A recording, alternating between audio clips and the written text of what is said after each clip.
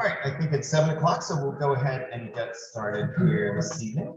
I know many of you are continuing to filter in both in person and online, so we're absolutely delighted you could join us this evening.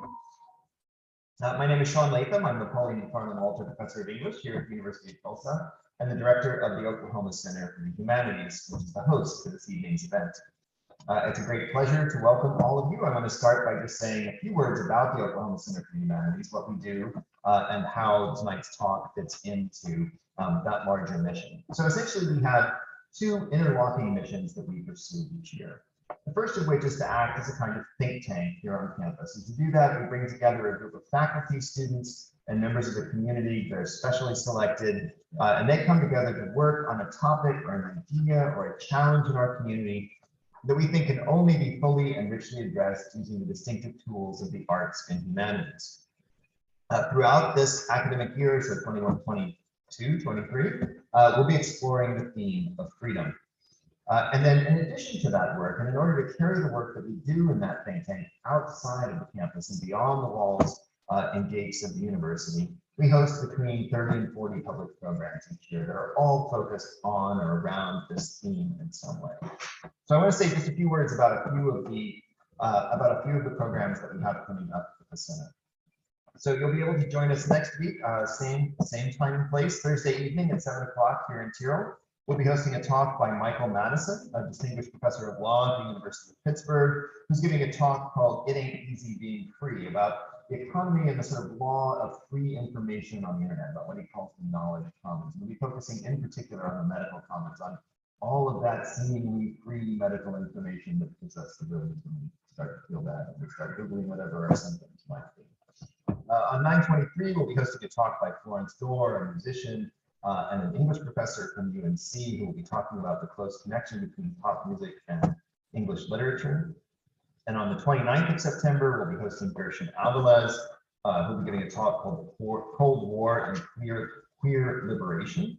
And a lot of our work this year is going to be shaped by a major NEH grant that the university received from the National Endowment for the Humanities called Pathways to Freedom in and Out of Oklahoma.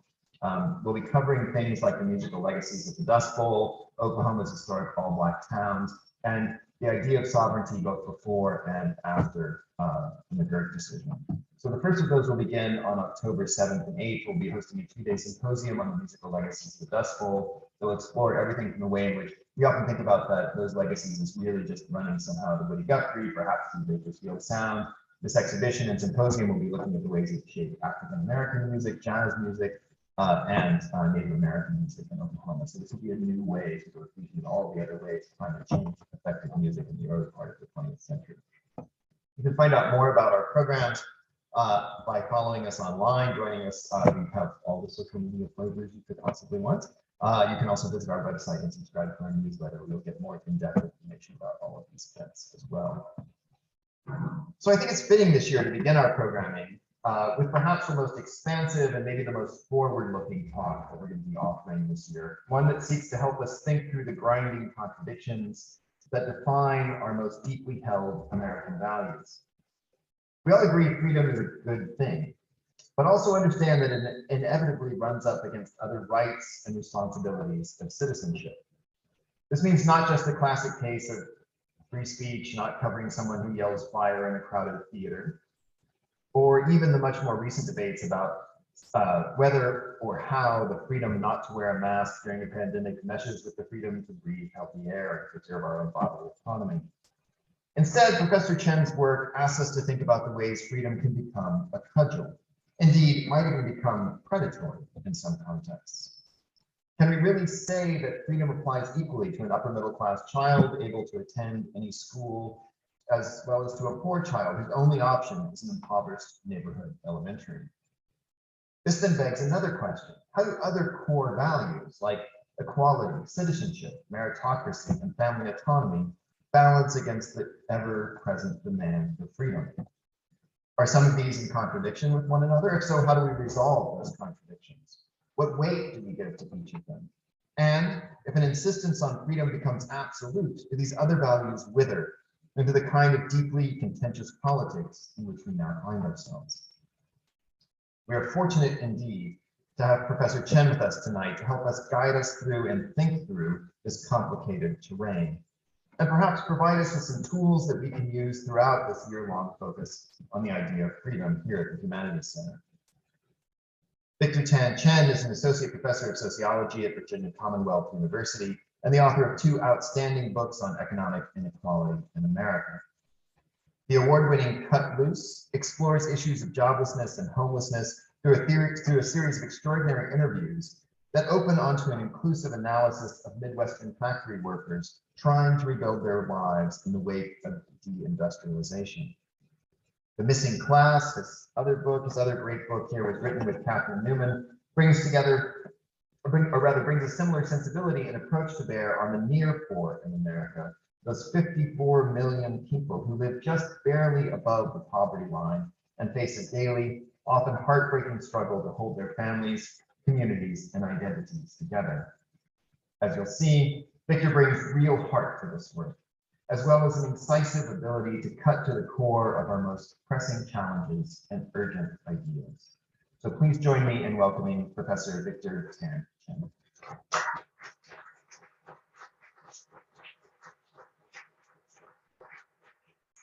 Good evening, everyone. My thanks to Sean and Travis for organizing the talk and so warmly welcoming me to this vibrant intellectual space. Thank you for coming to hear my talk. The idea of freedom, the ideal of freedom, has been central to American identity from the very beginnings of the Republic. Well, in a certain sense. The Declaration of Independence does not actually contain the word freedom, though it does say how King George is, quote, unfit to be the ruler of free people. The Constitution, or rather the Bill of Rights, uses the word once in the First Amendment, of course, when it says that Congress should make no law abridging the freedom of speech or of the press. These founding documents do talk about the concept of freedom, but they use another word, liberty. And that is a telling choice of words because philosophers sometimes distinguish between liberty and freedom. Freedom is unrestrained and unrestricted.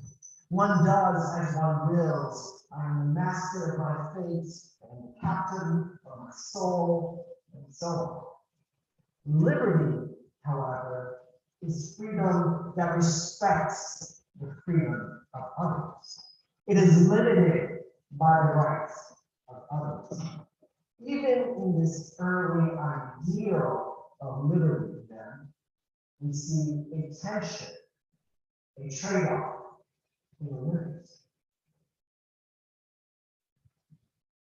In this talk, I will speak more broadly about the tensions, the trade-offs, and the limits of liberty. In the United States, we often do not consider these things, given how foundational the notion of freedom is in our culture. America is the most free of free countries, which respects that human beings have certain unalienable rights, like liberty and the pursuit of happiness.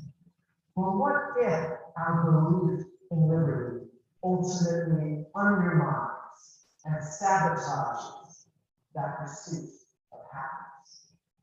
That is one question I will raise in my talk. Beyond the problems that unrestricted freedom poses for the individual, it also presents challenges for the collective, for our larger society. And here, I'd like to bring up another country that took up the banner of freedom, the banner of liberty in the late 18th century.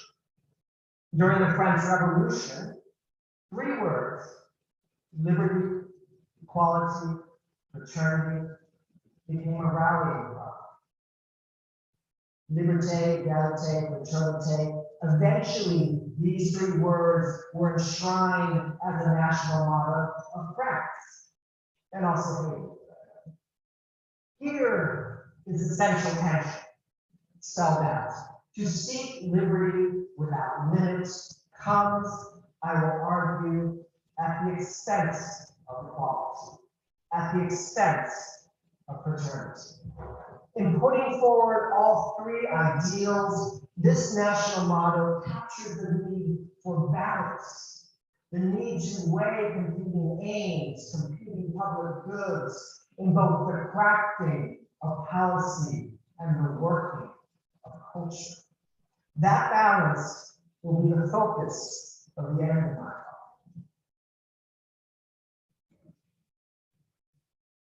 Now, if we talk about freedom or liberty in the American context, we have to talk about the American dream. This has been our secret weapon as a culture, what draws immigrants to our shores, what sets us apart, not just as a superpower, but as a moral power. We offer anyone who comes to this country the freedom to make of themselves what they will to achieve success they desire. The American dream has such global influence and resonance because it captures really two ideals: freedom and meritocracy. Let me elaborate. The American dream was originally conceived as a broad aspiration. According to James Russell Adams, who coined the term, the dream was not about material acquisition and not about status seeking. It was a belief that every person can and should achieve their human potential. The American dream was rooted in a meritocratic system, one where the talented and hardworking advance. Through skill and effort, Adams argued, individuals could achieve lives that were, quote, better and richer and fuller for every man, with opportunity for each according to his ability or achievement. The American dream rebukes a European reality of aristocrats and peasants, where one station in life was set at birth, and where ability and achievement could not alter that ever fixed mark. It could only flourish in a free society where individuals have agency, the ability to decide their lives, to not just languish within a rigid class structure. In the century since the term was coined, the American dream has taken on other connotations, of course, many of them relating to materialism and social status, rather than just an improvement in the human condition. But the classic narrative of the American dream remains persuasive. It is a story of the immigrant who comes to America penniless and achieves middle-class prosperity, if not for themselves, then for their own children. This is the story of my own parents, who came to America from poverty in rural Taiwan, and whose sons went on to obtain graduate degrees and professional jobs. Our society's faith in the two ideals of the American dream, freedom and meritocracy, are both inspiring and reasonable. As any self-help book will tell you, there is no sure way to motivate hard work and discipline in the pursuit of life goals than to believe that your own efforts will make your success not only possible, but inevitable. And this is the simple truth that we teach our children as parents across cultures. We tell them to work hard and make something of themselves. We want them to learn to persevere through adversity. We want them to develop character and self-control. This is powerful and compelling wisdom. With the freedom to decide our lives must come the responsibility to live them well. But it's also important for us to understand that we do not make these decisions in isolation. when an entire society embraces principles of freedom and meritocracy at the expense of other values, this can lead to negative social and collective consequences. Specifically, Adams believed in, quote, opportunity for each, according to his ability or achievement, can justify and legitimize and normalize the sorts of social inequality that undermine that meritocracy and that freedom. In this way, the uncompromising pursuit of the American dream ultimately brings about tensions that unravel. Let me explain. Over recent decades, the constant refrain when political or business leaders have downsized governments, gutted labor unions, and let markets run loose has been that they want people to be free to choose. They want true merit to rise to the top. According to this view, government is wasteful and inefficient. Individuals should be judged on their personal abilities and performance instead of being protected by unfair union rules. Competition improves everyone involved, even the losers of the game, who train in hopes of winning. It ennobles competitors. If it destroys creativity. As it has turned out, however, whatever America has gained in freedom and meritocracy, it has lost in equality and community. For all their flaws, the institutions of government and unions are critical in softening the unequal outcomes of the marketplace. Meanwhile, the social consequences of free markets were worse than many economists have predicted. Communities were destroyed by foreign competition, by the freedom of capital to move any place it so desired. People were not always ennobled in the process. Sometimes they were just crushed. Even the ideal of meritocracy has turned out to be a mirage.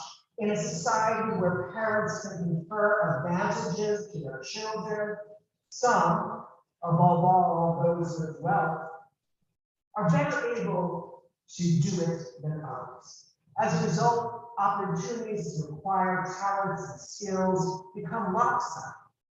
In a vicious circle, this leads to greater inequality, which raises the stakes of the game and pushes more parents to give their kids a head start in the meritocratic race.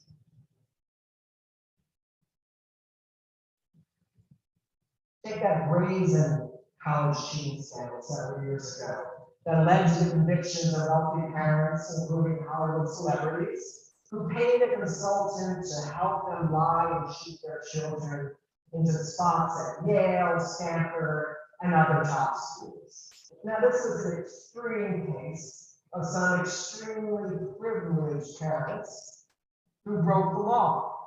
But it should be noted that in America, at least, rich families have plenty of perfectly legal ways to get their children special consideration when applying to college. This includes donating large sums of money to universities, of course, but usually the wealthy do not even need to stoop to that level.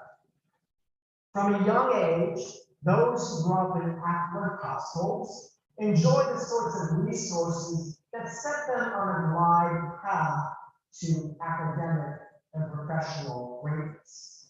Private schools or high-quality public schools in exclusive neighborhoods, access to a so-called shadow education system of tutoring and test prep, mentoring, and social skills relevant to everything from college applications to professional network.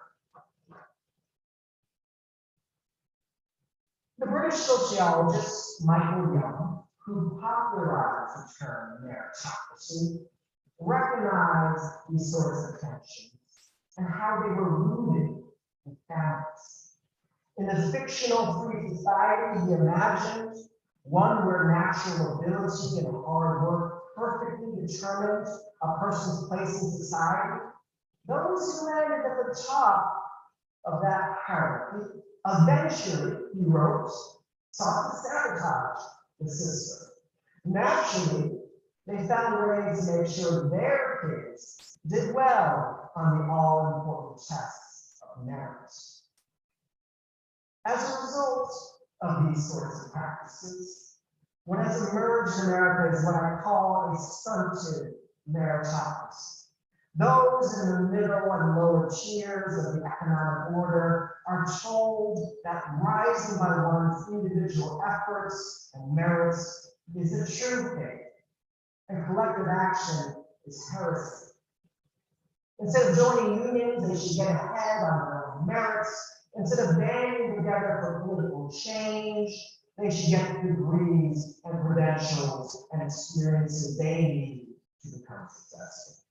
In this view, individual freedom is both the goal of society and the solution to any of its problems. But at the top, elites continually organize for their collective benefit, whether it involves large corporations lobbying to avoid regulation, highly paid professionals protecting their fields from outside competition, or rich families employing a global industry of wealth managers and lawyers to shield their money from taxation. The rules of this game only apply to those without the power to change. Meritocracy for thee, but not for me. This stunted meritocracy contributes to the further growth of inequality. In America, labor unions once served as what the economist John Kenneth Galbraith called a countervailing power. With their armies of workers and war chests filled with union dues, they balanced out the power of large corporations in the middle decades of the 20th century. They did so by negotiating good wages for workers with little in the way of education. They did so by lobbying in Washington and in state legislatures across the country for policies favorable for workers. And as unions have declined, income inequality in America has soared, as has wealth. Meanwhile, climbing the rungs of the economic ladder has gotten harder for many Americans. Today, children from middle-class families are less likely than in generations past to achieve a better standard of living than their parents. Here, it is also worth noting that by various measures, America today has less social mobility than many European countries. For example, in America, a son is much more likely to make the same wages when he grows up as his father did, with no change in his economic status. Countries like Canada, France, and Germany now have more mobility than we do. I want to underscore a point here. Inequality, by its very nature, restrains freedom. It limits what people are capable of, what they are free to do. In our highly unequal society, many poor and disadvantaged Americans hope to attain the American dream, but they find their path blocked. They don't have the resources that the wealthy hoard for themselves. Unfettered freedom ultimately means that some are not free to realize their aspirations and fulfill their potential.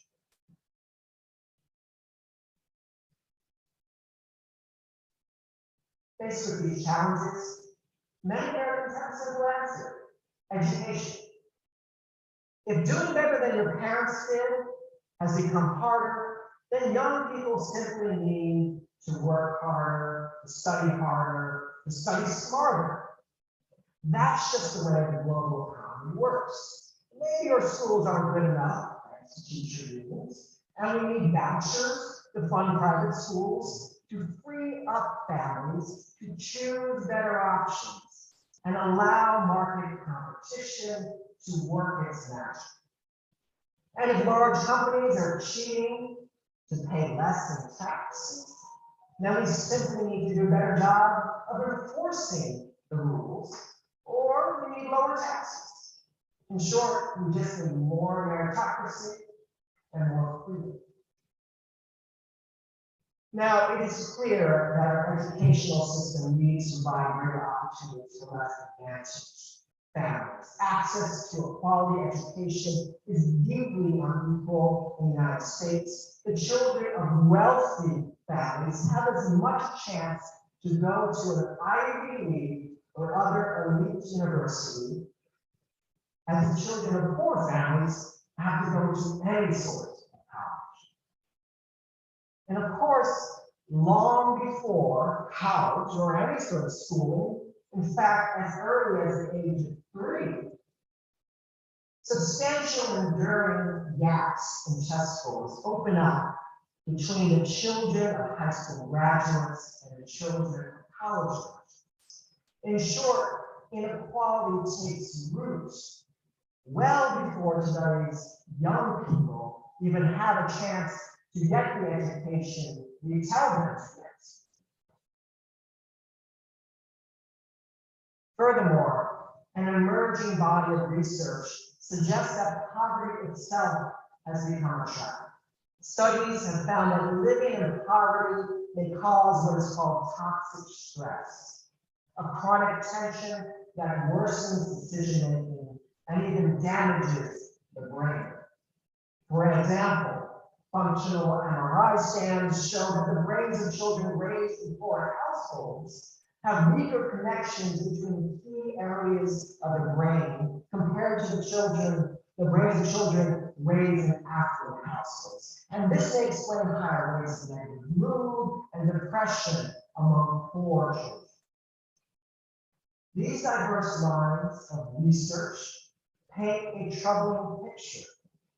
They suggest that the ability to use our freedom productively and wisely, to take a full advantage of the opportunities of American dream, is unequal from the very beginnings of our lives. And yet our culture of freedom and meritocracy constantly diverts our attention away from this picture. Like a parlor magic trick, it redirects our eyes to the always available anecdotes, to the rags to riches stories of famous celebrities and successful entrepreneurs. These anecdotes are supposed to prove to us that anyone can still make it in America. And yet, in our intensely unequal reality, the American dream today looks less like a promise and more like a lottery ticket, a bet made within the vast rigged game of a casino economy that favors speculators and not workers.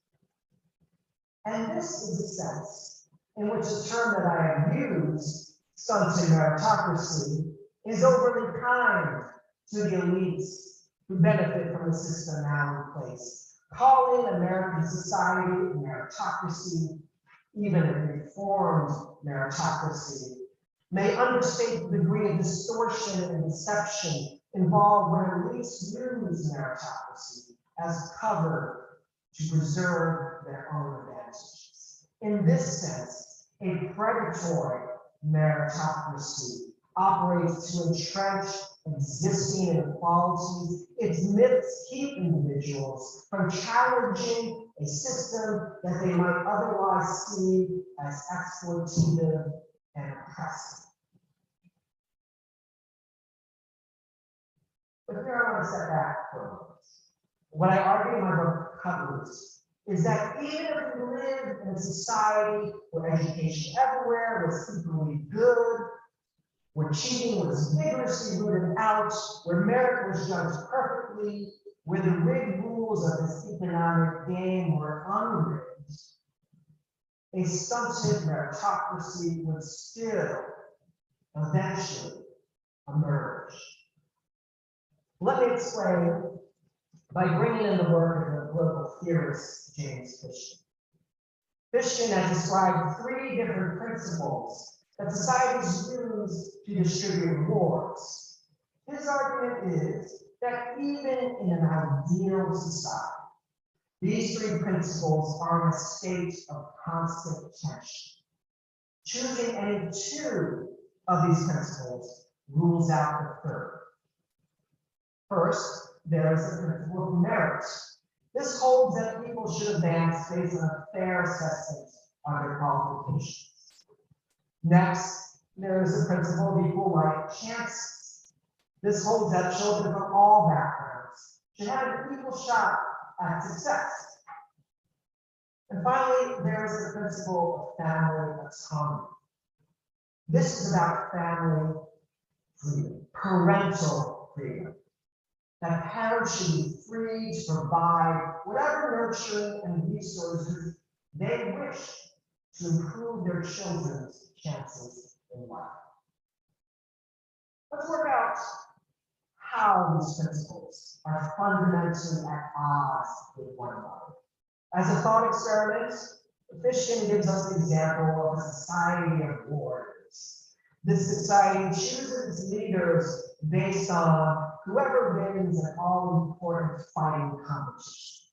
As a result, this society is a pure meritocracy, much like we hope the world of professional sports is in our world. But as it happens, the ruling families in this fictional society have the freedom to help their children succeed. So in this fictional society, they feed them well, better than the children of other families who are strongly weaklings in comparison. In this fictional society, they train them well, train them to fight better than the children of other families. And so, unsurprisingly, the new bosses look much the same as the old bosses. This fictional society is a true meritocracy because the best fighters rise to the top. But this society does not offer true equality of opportunity. It does not offer equal life chances. And that is because parents have the freedom to intervene in their children's lives in decisive ways. In a real society, a similar dynamic holds true. For our society to have true equality of opportunity, parents will need to be prevented from passing down advantages to their children, such as wealth or connections or even cultural enrichment, all of which research shows helps the kids of affluent families race ahead. It is the freedom of parents to give their children every advantage that sabotages our ability to have a meritocracy that also offers equal opportunity to all. Of course, the alternative is that the government steps in to equalize outcomes as well as opportunities, but that would violate the principle of merit as well as the exercise of personal liberty. Likewise, if we believe that parents should be able to help out their kids as much as possible, then we need to give up on either equal life chances or meritocracy.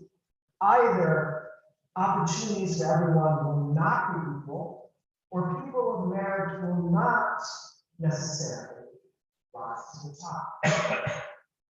Now, the world we live in is not the perfect theoretical world that Fishkin is describing. It is steeped in corruption, cheating, and other kinds of wrongdoing. But I think that this theoretical argument gets at something fundamental, at the fundamental tensions that exist in our desires to uphold freedom, meritocracy, and equal opportunity.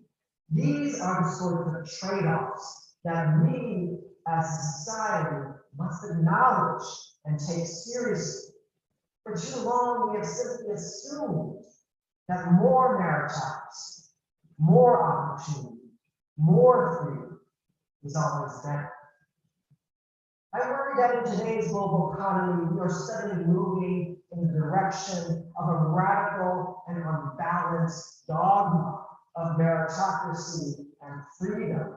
Here, it's not just about what we as individuals choose to do in our own lives, it's also about the broader modes of organizing society that emerge from those beliefs. Today, the corporate and institutional mindset is one of efficiency at all costs.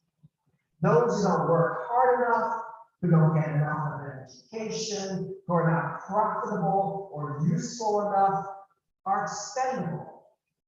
They have no value. They are, in a favorite word of our previous president, losers. This perspective has psychological costs for those who find themselves at the bottom of the social order. As I've seen in the course of my own research, it leads to a poisonous self-blame among the long-term unemployed. Those without jobs feel that they are worthless because they are not contributing in the ways they are supposed to. Michael Young recognized this possibility in the meritocratic dystopia he envisioned. A new aristocracy of talent would replace the old aristocracy of birth, he argued. But the new order would be more pernicious than the old one. In the feudal class system, you could blame fate for your lot in life.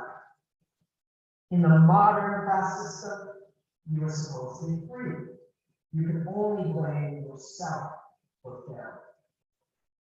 Young wrote, quote, "No underclass has ever been left as morally naked as that."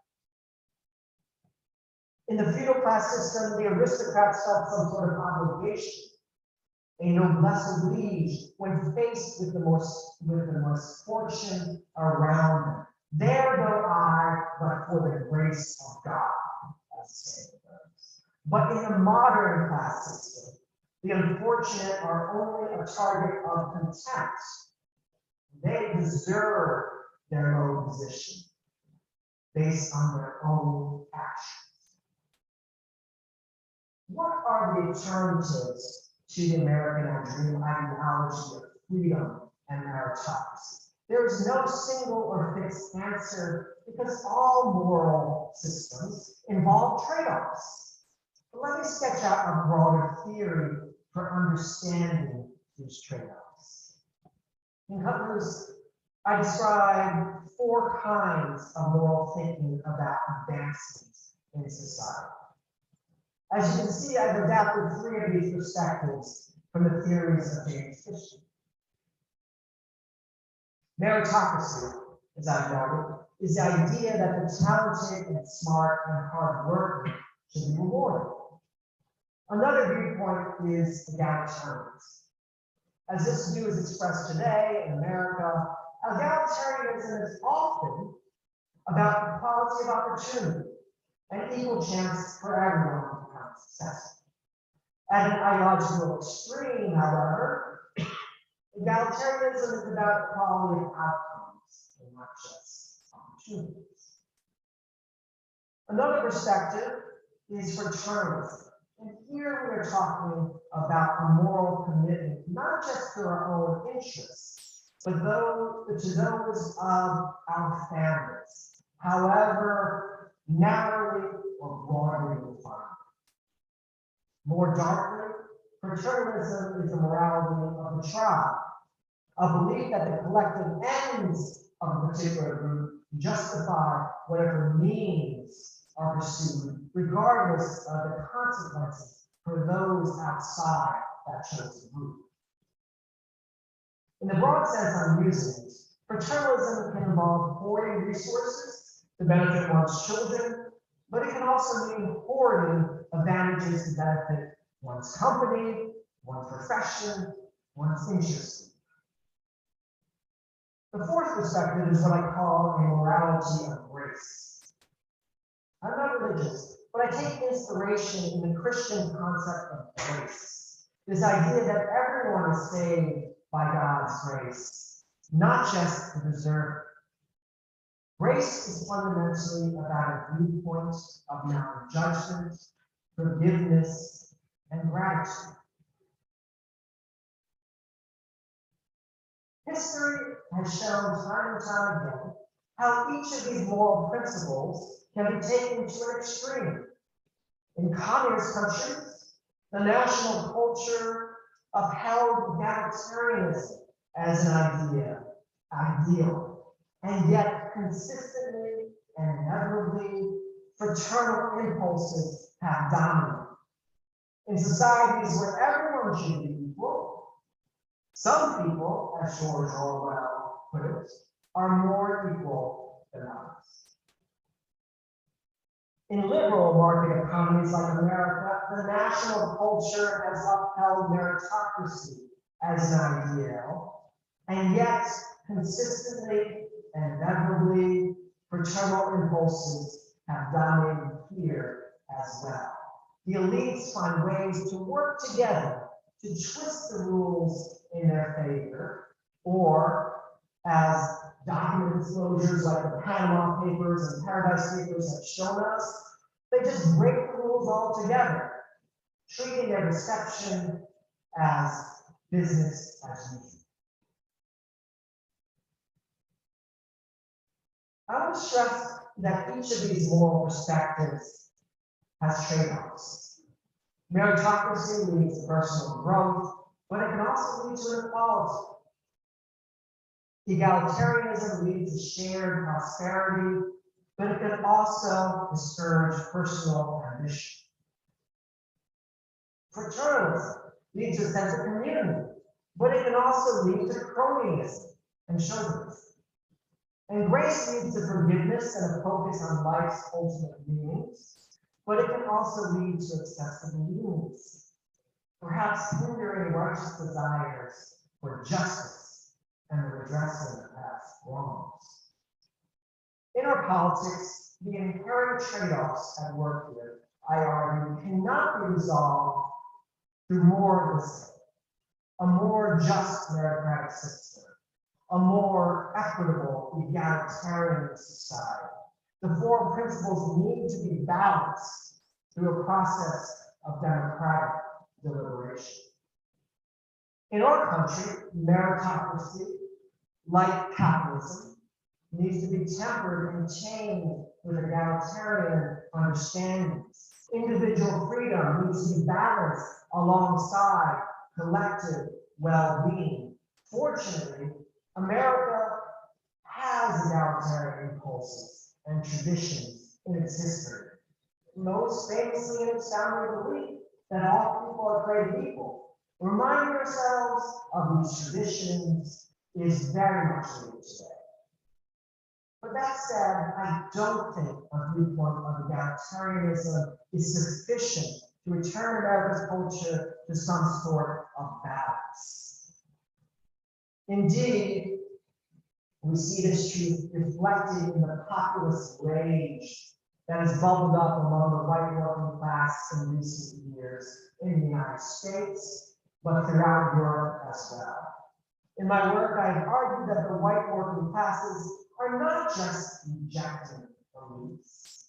In their own way, they are also seeking out alternative conceptions of meaning. They have found purpose and belonging in fraternal ties, but in a disturbingly exclusionary way. Again, the dark side of fraternity. Let me give some context.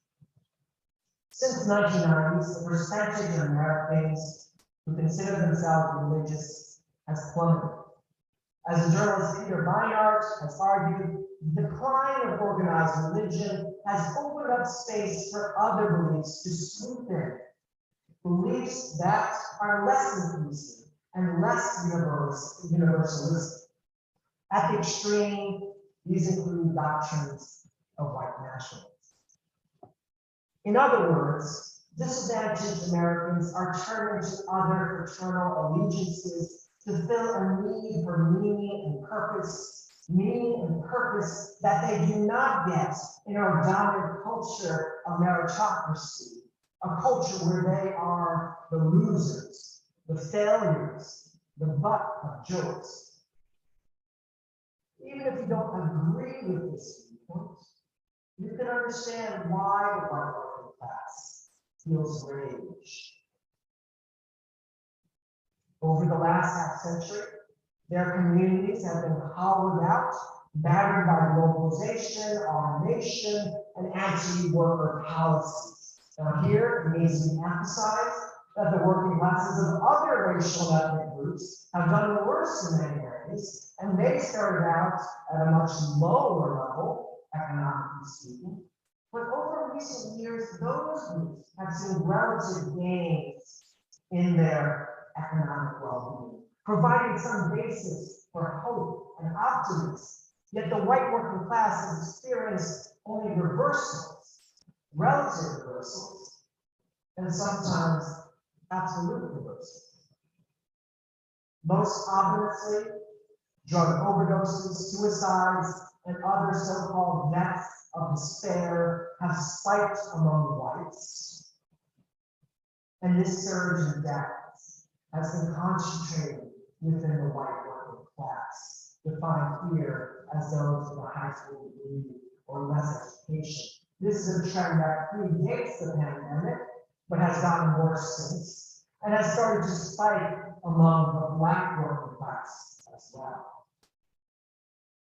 Against the backdrop of crumbling institutions of church and state, the white working class's turn to ethnocentrism makes sense as a search for some sort of overarching purpose and common good, however flawed, however narrow, and however troubling.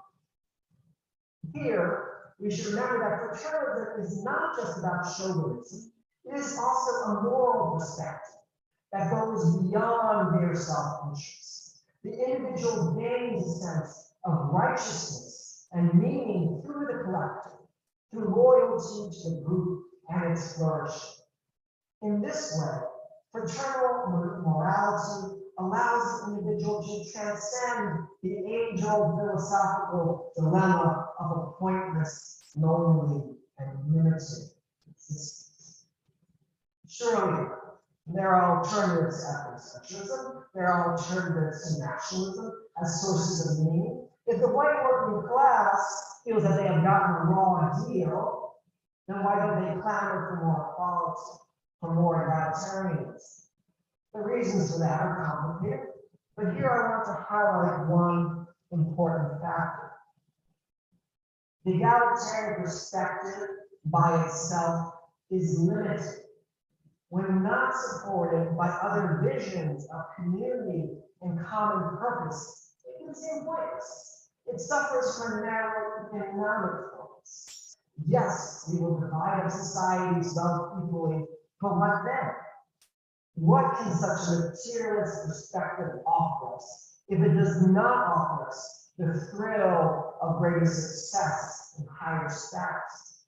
Fixating on these economic rewards, even equally parceling out rewards, can lead us to an ideological dead end.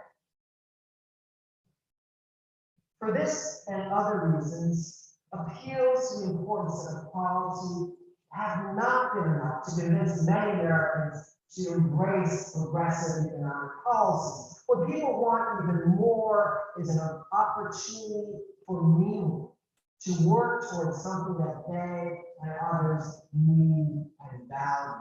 For better or worse, fraternalism can offer such rewards. But there is another moral perspective that I think can provide individuals with meaning and solace as well, a morality of grace. This is a perspective that in some ways fits better with our American traditions than egalitarianism and collectivism do. Specifically, I see grace as a direct and targeted antidote to meritocratic extremism.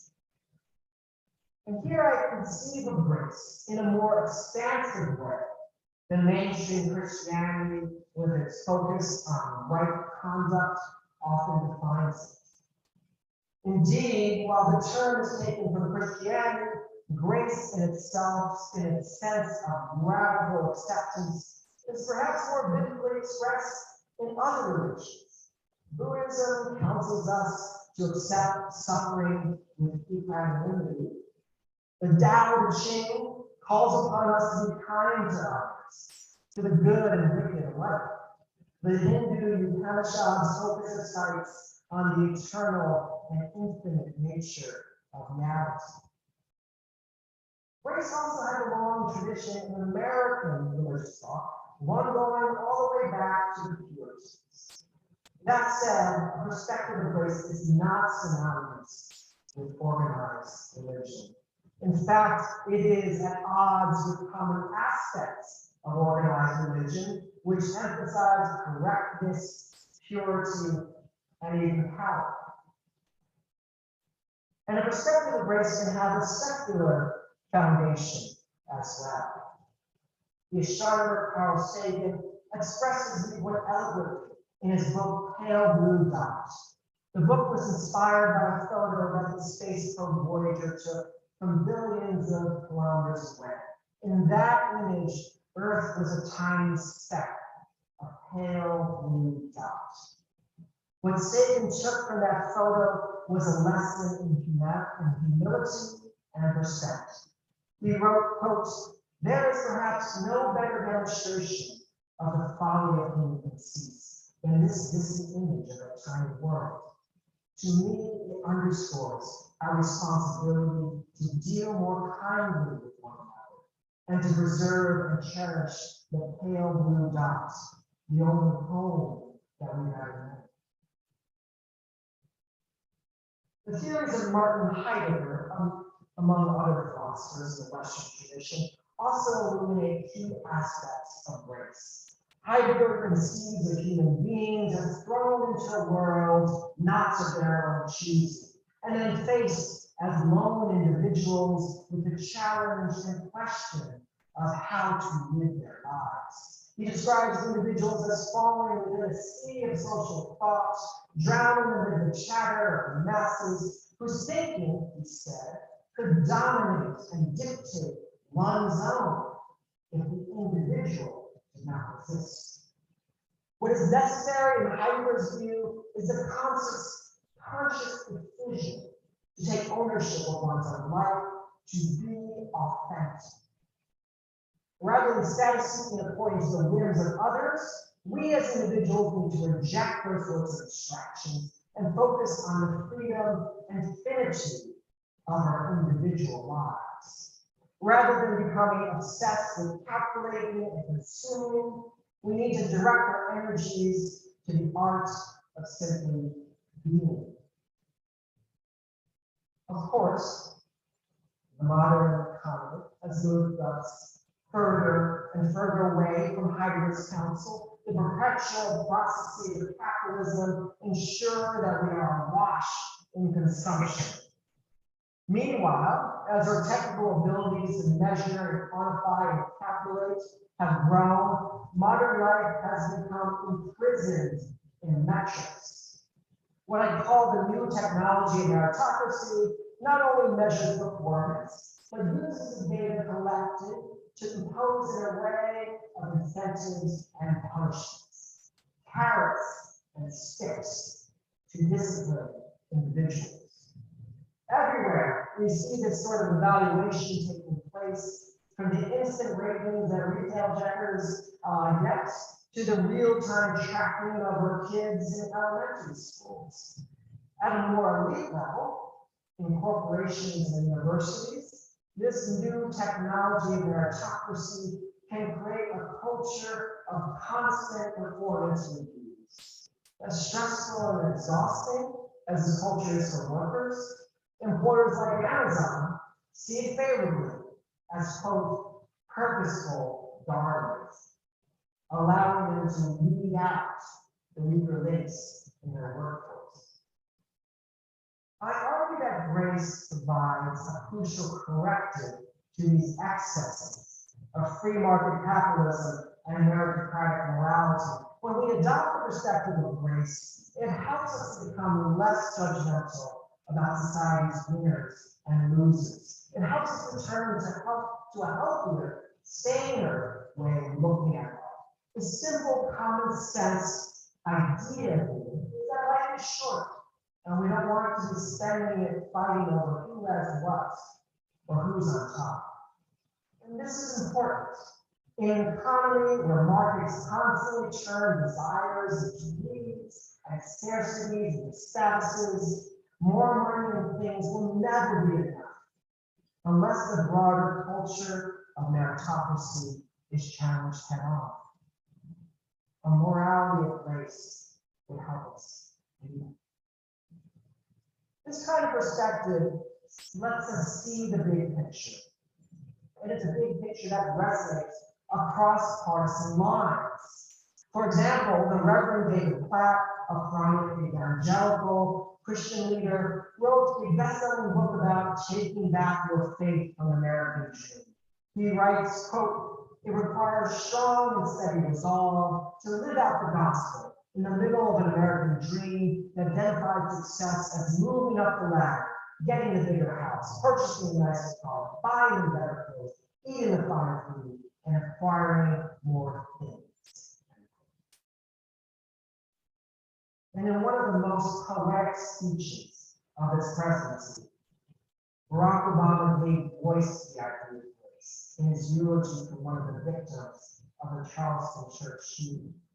In praising the parishioners who welcomed their killer into their Bible study, and the victim's family members who forgave him in court, Obama invoked grace, the free and benevolent favor of God, as he called it, bestowed to the sinful and saintly alike.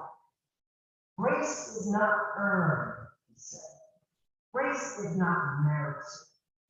Grace is not something we deserve. According to Obama, expressing God's grace involved recognizing that we're all sinners, and yet making, quote, the moral choice to change. If God benevolently bestows grace on the deserving and undeserving alike, it is nevertheless our decision, he said, how to receive it and how to honor it. Again, freedom, choice, and grace. Importantly, Obama used the idea of grace to powerfully argue on behalf of greater equality. Everything from stamping out racism in our hearts and institutions to addressing the unequal life chances that lead some children to, quote, languish in poverty and grow up without prospects. Along these lines, I believe that a perspective of grace can open up open space for egalitarian policies. With an attitude of acceptance and non-judgment, we're more willing to help people who are less fortunate than we are, because we're not as fixated on blaming them for every mistake they have made. What would an economy of grace look like? We could think of targeted policies that would embody this spirit. For example, Harvard professor Michael Sandel has suggested we rethink how colleges admit students. Universities institute lotteries that randomly accept applicants who have reached a certain threshold of excellence.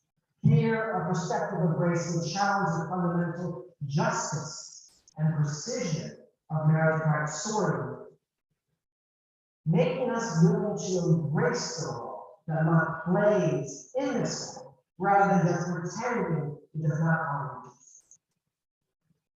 But grace can also have a deeper influence in how we organize the For example, one policy that fits well with the spirit of grace is the concept of the Jubilee year. According to the Hebrew Bible, every certain number of years, debts would be forgiven and slaves freed. This early idea of debt cancellation helped inspire the global Jubilee movement to forgive the debts of poor countries. Yet, as I've noted, our economy has gone in the exact opposite direction, finding ever new ways to measure and record and value. Gone is the Western frontier, where Americans can reinvent themselves. Their credit scores follow them everywhere, and wiping their debts, including their student loans, has become harder to obtain even for bankers. What we need today is a policy not unlike Europe's so-called right to be forgotten, which mandates that ordinary people be allowed to wipe their records from the internet. But here we would apply this right to be forgotten to employment and credit records. The idea would be to expand the possibilities for discharging debts or expunging records, allowing more people to start anew with a clean slate. And to be bipartisan here, you can see how wiping the slate clean could challenge so-called cancel culture. Perhaps we could benefit from a little more grace in forgiving people for past transgressions, finding a better balance between an earlier time's intolerable silence about injustice and our present-day culture of swift censure, where every infraction is noted and piled upon online. In this way, a perspective of grace can make our politics less judgmental and less hostile. More broadly, an economy of grace can take the form of a universal basic income, an amount given to all individuals, rich and poor, to cover their costs of living, freeing them up to pursue the sorts of work they care about. That the very idea of a basic income comes across as too permissive speaks to how strong a hold meritocratic culture has on us, even in the richest nation on earth. Providing a basic floor of subsistence is somehow too much, benefiting the sorts of people who have not earned such goods. In this talk, I have discussed the growing inequality and poisonous culture of judgment that arises from society's unbalanced pursuit of freedom and meritocracy. To conclude, I want to discuss another set of trade-offs of freedom, trade-offs that affect the individual's pursuit of happiness. Ironically, the American dream itself makes James Russell Adams' notion of better and richer and fuller lives for every person that much harder to obtain, because better and richer and fuller lives cannot solely be gained from individual achievements. In the end, the dominance of meritocratic morality comes at the price of something meaningful in our individual lives. Specifically, it prevents us from examining the deeper purposes of our existence. Now, to illustrate this vague and rather mystical idea, I want to discuss a vital aspect of life that meritocratic morality obscures, but that a perspective of grace clarifies. That aspect of life is the end of life. In a very real sense, death is the nemesis of the American dream, with its idealization of youth and passion and vigor. It is the antithesis of freedom, spelling an end to action, to will, to agency. But death is something all of us will face. And contemplating death is, as philosophers have long argued, the best way for us to take true ownership of our lives.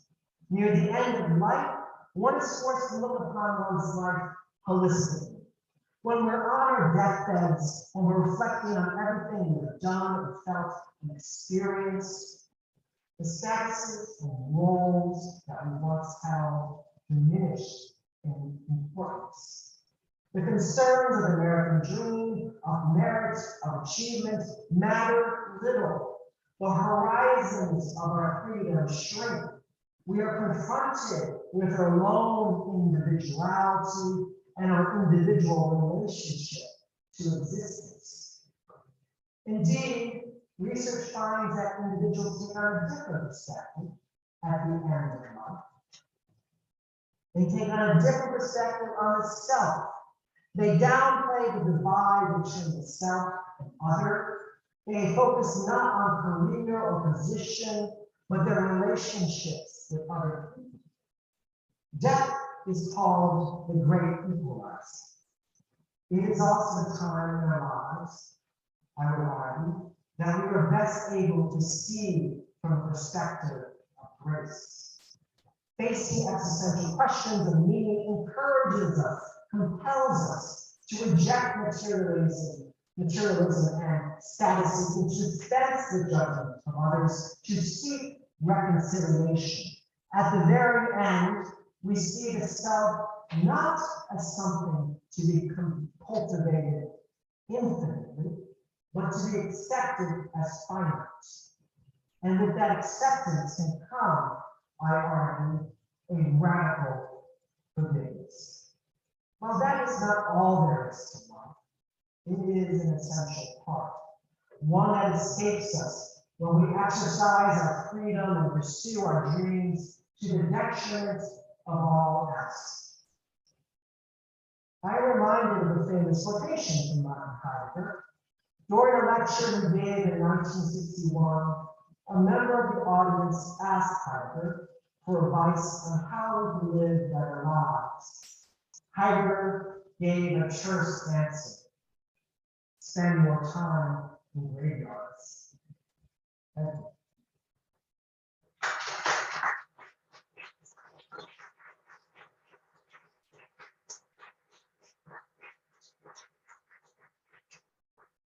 That's great. Any questions? Yeah, great. Anyone, So yeah, we'll take questions here, and we'll take them. I'll have this mic on in just a moment. Questions? Please remember to repeat them. yeah, sure.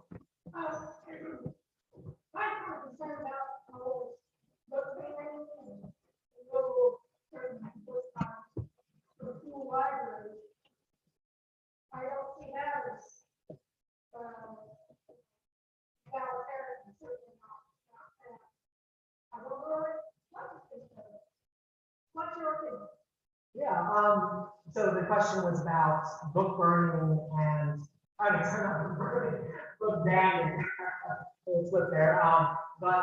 And you're asking, you're saying that it doesn't fit with the egalitarian perspective. And you're asking what. I suppose there are certain reasons behind the desire to restrict people's freedom so that they are not exposed to certain ideas. I mean, that's the rationale there, but in an intellectual environment, that is contrary to the very purpose of what we do as academics, intellectualist students. We engage with ideas, and I think that that speaks to a broader issue. I think in our culture overall is a willingness to entertain ideas contrary to our own. Right, and that goes for folks on either side or the many sides of the political debate that we find ourselves in. The unwillingness to confront those ideas, to kind of brand the enemy as someone other than oneself, someone alien to oneself, is a problem, and it creates a lack of conversation that could lead to some of the balancing and the deliberation that I was talking about. So I feel that uphold any sort of freedom, that intellectual freedom, the willingness to speak ideas plainly and debate them is central. Yes.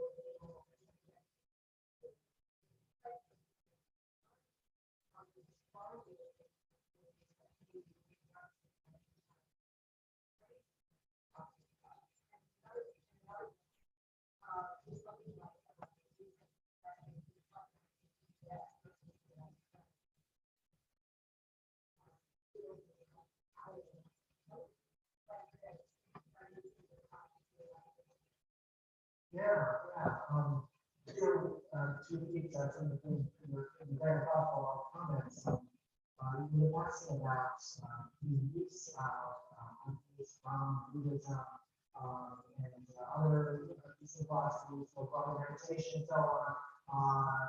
Using them in favor of corporate mindsets or Silicon Valley innovation and so on. And this is exactly what I was trying to get at is to make a distinction between the idea of grace and the religion that is the vessel of it, in a sense, right? That all these ideas can be twisted in ways that favor the sorts of competitive mindsets that are part of the problem, right? So you can use meditation, you can use stoicism, you can use Buddhist reflection in the focus of rising the corporate ladder. That seems to be a travesty of the idea of grace, right? And the idea, the ethic behind those beliefs. And yet we see that all the time, right? So, the twisting of certain aspects of religion and ethical beliefs more broadly in service of these material ends, which is so contrary to the spirit of the initial text or leaders, right? So I think parsing out and just being clear about what aspect of particular faith we are actually interested in and how we're using and how we're applying this is crucially important.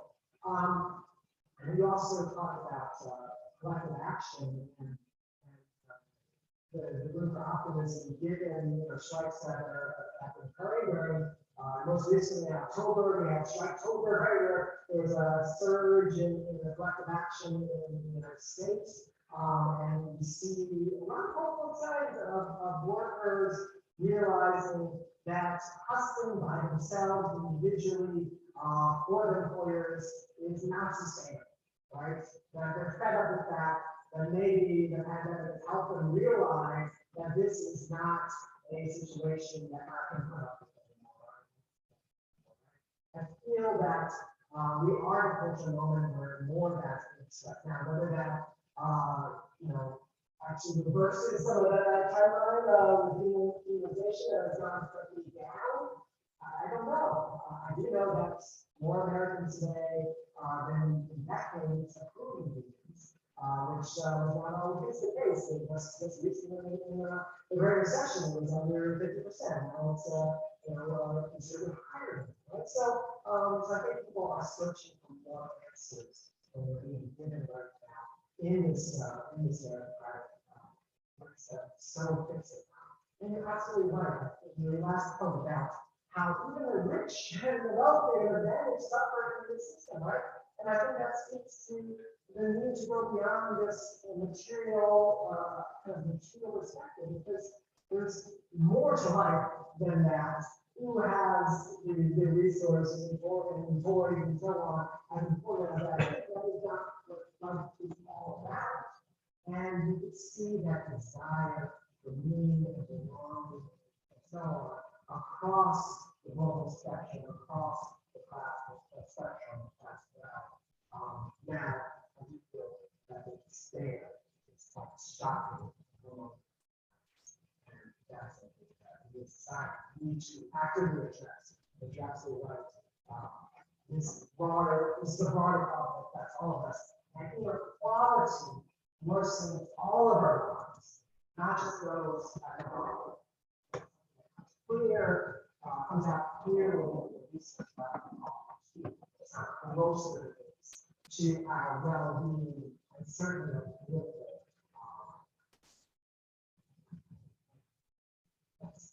Yes, Thomas, listening to your presentation, right?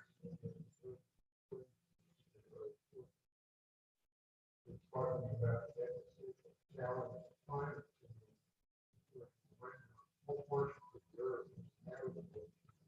Billions of residents, the rest of the earth may have to decide what to do about trees.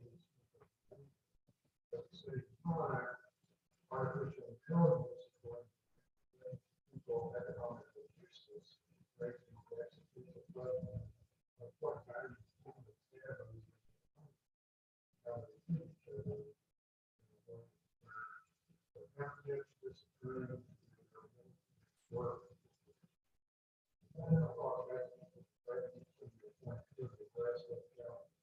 Great points. We were talking about the challenges posed by climate change, disrupting our lives, disrupting our economic system, and also the challenges posed by automation. And on that latter point, automation, I mean, that is one of the reasons why folks have been coming out in favor of universal basic income, especially in Silicon Valley, because those folks are actively automating away our jobs. And then what are we going to be doing with our time and energy when those jobs are disappearing? Now, that's a very pessimistic scenario, but one wonders whether artificial intelligence is reaching a level that it's taking away some of the more cognitive driven people work out there, right? And then maybe that means that we work less, right? Maybe that means we don't have to toil at the 40-hour weeks that we're used to 5 days a week, right? And that is actually the dream of John Maynard Keynes, the religious economist, who said someday technology will bring us that future where we do not have to toil so endlessly. We will rebel and the benefits of technology compound. Along what everybody said, right? But that hasn't come to pass, though. Partly because, as I said, capitalism is so good at constructing new desires, new needs, new sorts of compulsions. And until we deal with that source of continued anxiety and stress in all of our lives, we're not going to, materialist focus, it's going to be harder to create a sort of society where we can enjoy what all the robots are doing with us. But I think that those sorts of existential challenges, like climate change and automation, should push us together as a society, recognizing the limits of this kind of meritocratic competition that we have been so engaged in, and this growth mindset about economy that's so twisted our culture, right? We need those things put a hard stop on the business as usual that we do. And so I'm optimistic for the very fact that our existence is being challenged right now because it will push people for their own continued existence, for their own survival, to take on more potent pressures, economic pressures, cultural pressures, and so on, in order to free themselves from some challenges. Thank you. Yes.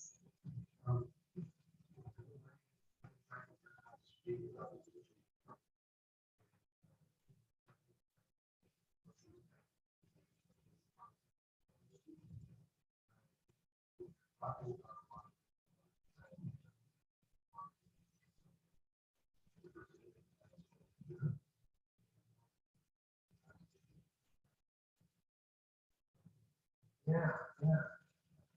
You were asking about double speaking in the ways that language is used in order to divide extrapolate from your point, kind of to push certain political agendas, certain sorts of, or even justify certain policies and so on that we use language that is politically charged and morally charged, right? And I feel like that is very much what's going on with ideas of meritocracy. This idea of predatory meritocracy is that how these things are weaponized to push for particular policies that ultimately advantage those who are making these sorts of policies, right?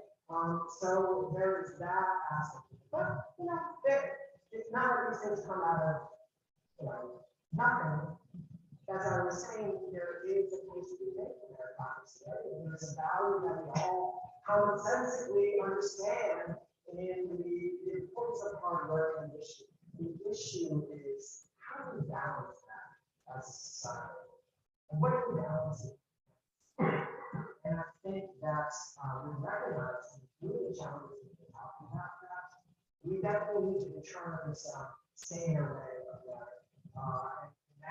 And that comes partly through facing the truth, but then not hiding behind these ideological sorts of terms that twist our ideological favor. It's just fundamental. Yes.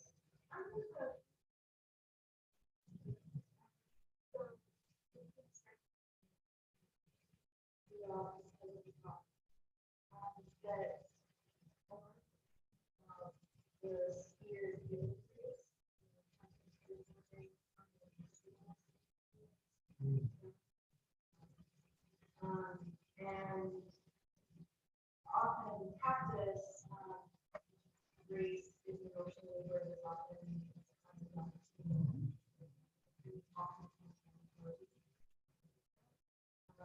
especially with on action. So I'm curious how about that step function. It seems to be that there's just balancing and consideration of quality of population. So both perceive as like quality and then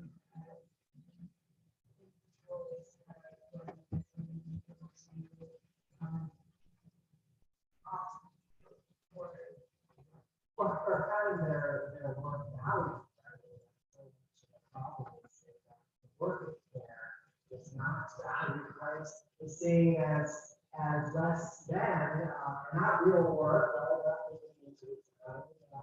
so if your question was about gender, I think it's mostly nice. and I think that, yeah, I did not think that where it's great possibility. Yeah. Whereas those powers, whether it's things or don't have to do that. That's not. So maybe kind of calibration happening. One group not having to be the ones with race and responsible, other groups all of that. Yeah, absolutely. So, so talking about how race and giving of it, so gender, and so racialized in the sense of parallel in particular.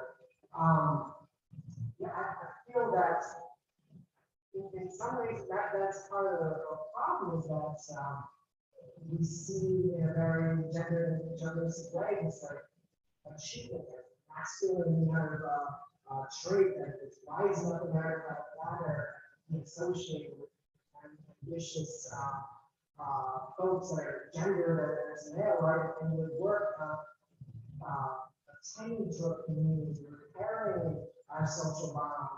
That is seen as unworthy, as something outside the market sphere that we care about, right? And so I think part of what I hope was our culture can do is reframe those things, right? Not to see those things in such a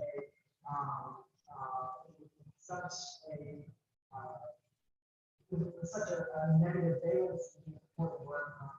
Okay, let me just think of, for instance, when this reminds me of when Michelle Sanders book that came out, Union,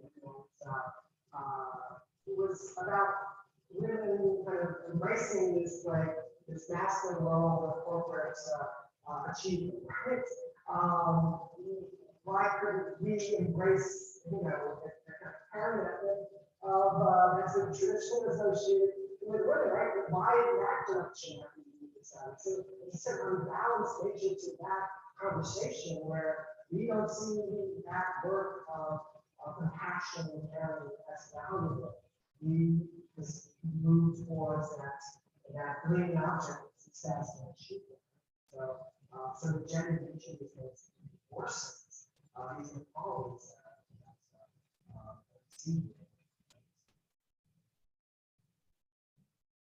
Well, I think with that, we're bringing the evening to a close. So I want you to all join me once again in thanking Victor for this wonderful talk.